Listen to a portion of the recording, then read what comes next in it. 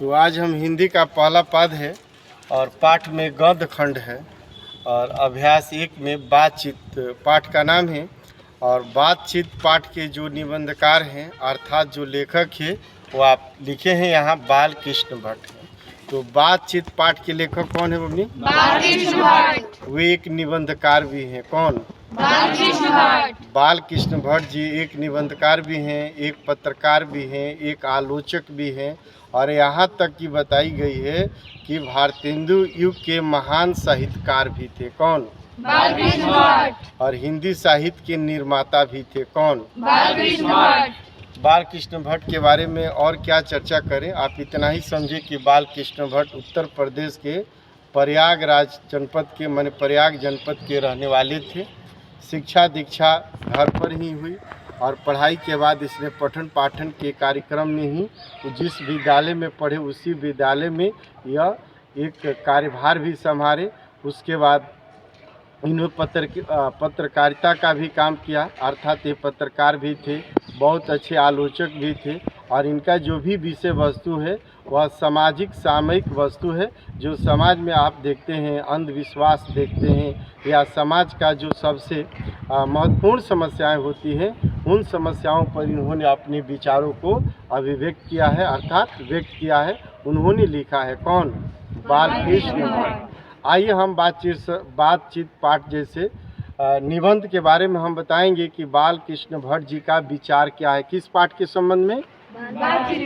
बातचीत जो पाठ है वह बालकृष्ण भट्ट का है और बातचीत पाठ में बालकृष्ण भट्ट जी क्या कहना चाहते हैं, उनकी विचार क्या है और बातचीत का मतलब क्या होता है, इन सारे विषय वस्तुओं पर या बिंदुओं पर हम आपको समझाने का प्रयास करेंगे। जैसा कि बाबू बताया जाता है कि बातचीत को हम बोलते हैं वार्तालाप। वार्तालाप एक सरल भाषा में कहते हैं कि हम बात करें नहीं या आपस में, जैसे आप देखते हैं कभी 2 व्यक्ति बात करता है, कभी 3 व्यक्ति बात करता है, कभी 4 व्यक्ति बात करता है, कभी लोगों के बीच में कोई वक्ता होता है, कोई श्रोता होता है। इस तरह के आप अपने जीवन में लोगों को देखते हैं वार्तालाप करते हुए।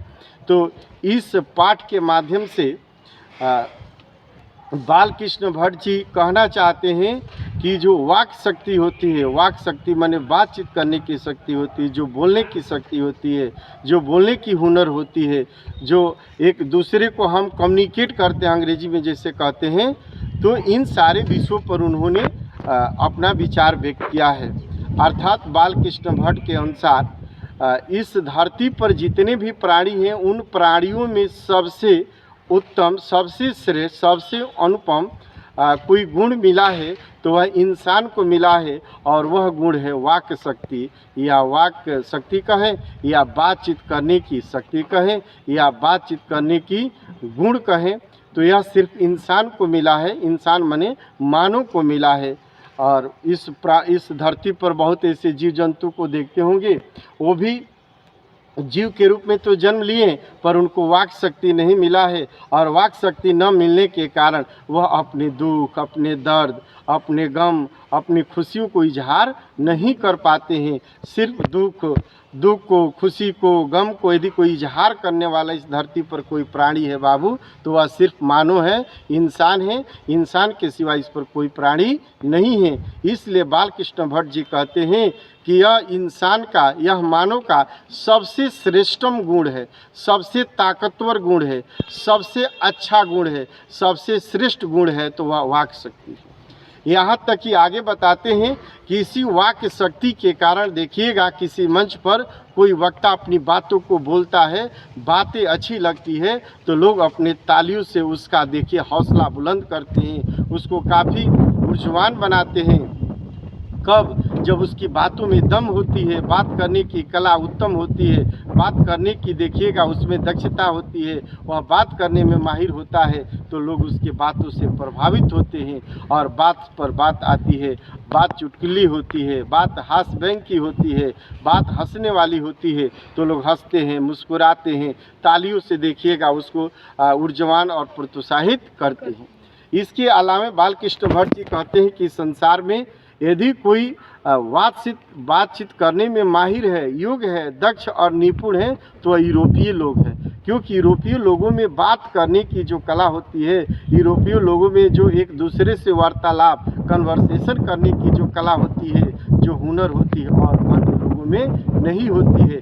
क्योंकि यूरोपीय जो लोग होते हैं अपने बातों को काफ़ी सरलता, सहजता और सुगम शैली में, सरल शैली में एक अपने जो सामने जो उसके श्रोता होते हैं, जो सुनने वाले होते हैं, उसके सामने अपनी बातों को बड़े सरल भाषा में रखते हैं और अगला देखिएगा काफ़ी इंटरेस्टेड होकर, काफ़ी रुचि लेकर अगला वक्ता की बातों को सुनता है। यह गुण सिर्फ आगे देखिए बालकृष्ण भट्ट जी यहाँ कुछ हमारे महान विदुषी कहिए, चाहे विद्वान कहिए, चाहे हिंदी साहित्य की दुनिया में सबसे अग्रिम और सर्वश्रेष्ठ कहिए, उनका भी विचार उन्होंने इसमें समावेशित किया है। जैसे जॉनसन का विचार क्या, बेन जॉनसन का विचार क्या है, एडिसन का विचार क्या है। तो हम सबसे पहले बेन जॉनसन का विचार बताएंगे कि बातचीत के संबंध में बेन जॉनसन का विचार क्या है।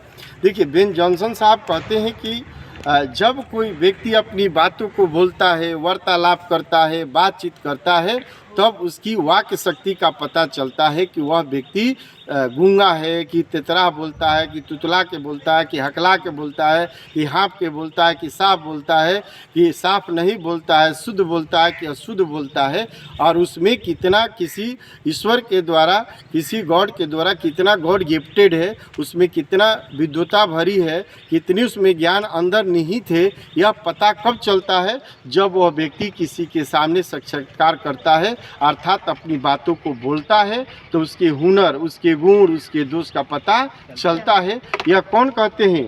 बेन जॉनसन साहब कहते हैं। कौन कहते हैं? जोर से बोला जाए। बेन जॉनसन साहब। बेन जॉनसन साहब कहते हैं कि बोलने से व्यक्ति की वाक्य शक्ति का पता चलता है कि वह व्यक्ति में कितना गुण निहित है और कितना गुण निहित नहीं है, और उसके गुण दोष का पता चलता है। इसके बाद एडिसन साहब का विचार है कि बातचीत के संबंध में एडिसन साहब का विचार क्या है। तो एडिसन साहब कहते हैं कि जब दो व्यक्ति अपनी बातों को रखता है, या जब दो व्यक्ति एक दूसरे से वार्तालाप करता है, अर्थात बातचीत करता है, तो दिल खोल कर अपनी बातों को एक दूसरे के सामने रखते हैं, और दोनों देखिए हंसमुख वातावरण में, हंसमुख देखिएगा माहौल बनाकर अपनी बातों को शेयर करता है। लेकिन एडिसन साहब कहते हैं कि जब दो व्यक्ति वार्तालाप करता है और कोई तीसरा व्यक्ति आकर उसमें हस्तक्षेप करता है, इसको सामान्य भाषा में कहते हैं टांग लड़ाना, या तीसरा व्यक्ति चला आ जाता है, तो देखिएगा दो व्यक्ति जो अपनी बातों को, वास्तविक बातों पर जो चर्चा हो रही है,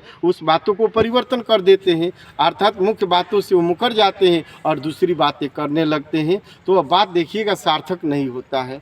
अब आगे एडिसन साहब कहते हैं कि तीन व्यक्ति के बीच में वार्तालाप कहीं चल, या चौथा व्यक्ति चला आता है, तो वह बात सिर्फ औपचारिकता रह जाती है, अर्थात निर्थक बातें होती है, बात का कोई मतलब नहीं होता है, राम रमौल जैसा हो जाता है। यह बातें कौन कहते हैं? एडिसन साहब कहते हैं बातचीत के संबंध में। तो कुल मिला जुलाकर हम इस निष्कर्ष पर पहुंचते हैं कि बालकृष्ण भट्ट का इस पाठ से संबंधित क्या क्या विचार है। तो जैसा कि अभी हमने बताया कि बालकृष्ण भट्ट उत्तर प्रदेश के प्रयाग जनपद के रहने वाले थे, एक अच्छे साहित्यकार थे, भारतेंदु युग के सबसे योग्य और श्रेष्ठ साहित्यकार भी कहा जाता है।